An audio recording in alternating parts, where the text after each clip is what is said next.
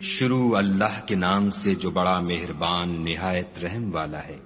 اے پیغمبر صلی اللہ علیہ وآلہ وسلم، مسلمانوں سے کہہ دو کہ جب تم عورتوں کو طلاق دینے لگو تو ان کی عدت کے شروع میں طلاق دو اور عدت کا شمار رکھو، اور خدا سے جو تمہارا پروردگار ہے ڈرو، نہ تو تم ہی ان کو ایام عدت میں ان کے گھروں سے نکالو اور نہ وہ خود ہی نکلیں، ہاں اگر وہ صریح بے حیائی کریں تو نکال دینا چاہیے، اور یہ خدا کی حدیں ہیں، جو خدا کی حدوں سے تجاوز کرے گا وہ اپنے آپ پر ظلم کرے گا۔ اے طلاق دینے والے، تجھے کیا معلوم شاید خدا اس کے بعد کوئی رجعت کی سبیل پیدا کر دے۔ پھر جب وہ اپنی میعاد یعنی انقضاء عدت کے قریب پہنچ جائیں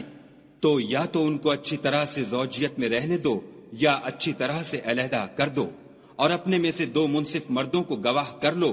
اور گواہو خدا کے لیے درست گواہی دینا۔ ان باتوں سے اس شخص کو نصیحت کی جاتی ہے جو خدا پر اور روز آخرت پر ایمان رکھتا ہے، اور جو کوئی خدا سے ڈرے گا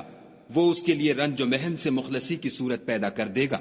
اور اس کو ایسی جگہ سے رزق دے گا جہاں سے وہم و گمان بھی نہ ہو، اور جو خدا پر بھروسہ رکھے گا تو وہ اس کو کفایت کرے گا۔ خدا اپنے کام کو جو وہ کرنا چاہتا ہے پورا کر دیتا ہے، خدا نے ہر چیز کا اندازہ مقرر کر رکھا ہے۔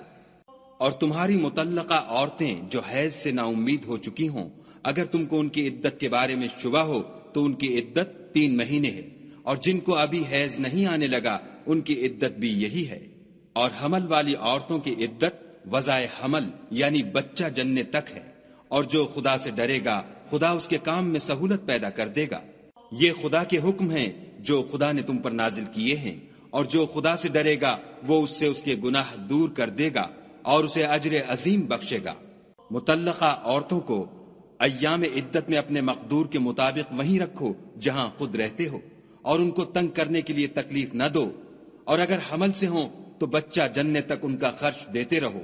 پھر اگر وہ بچے کو تمہارے کہنے سے دودھ پلائیں تو ان کو ان کی اجرت دو، اور بچے کے بارے میں پسندیدہ طریق سے موافقت رکھو، اور اگر باہم ضد اور نا اتفاقی کرو گے تو بچے کو اس کے باپ کے کہنے سے کوئی اور عورت دودھ پلائے گی۔